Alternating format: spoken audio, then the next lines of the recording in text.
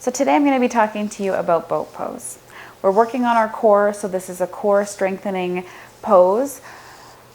But we have to be careful with this pose because when working in this V shape, we can really dump a lot of pressure and weight into our low back. So if we're not engaging our core properly, holding our front side really tight, we dump it into our back and then we can start to get back aches and back pains. So as with every yoga pose, there's options and variations.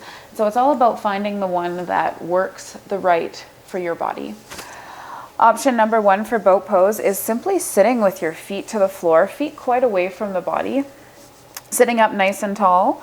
You can have your hands on top of your thighs. You can have them behind the thighs, or you can even place the hands behind you with your fingers pointing towards your glutes. Squeeze the shoulder blades to keep the chest lifted. Now this is a great way to start working on this pose, working on getting that upright chest position and deep contraction, deep engagement in your core. And then from here, if everything feels okay, you can lean back into the hands and maybe walk the feet a little closer, still keeping the shoulder blades squeezed and the chest upright.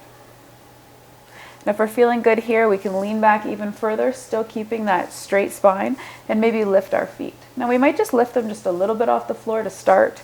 We might be able to come to that 90 degree.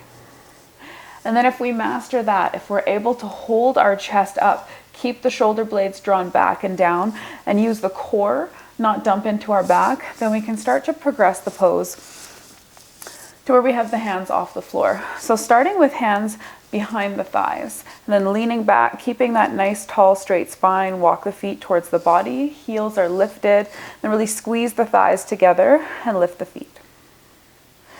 And then once the feet are together, you can join the toes and then you can send them straight up towards the sky.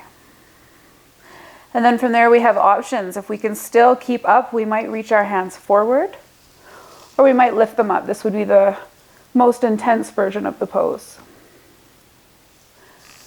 And always, always, always with every pose, especially with our core, focusing on that deep breath.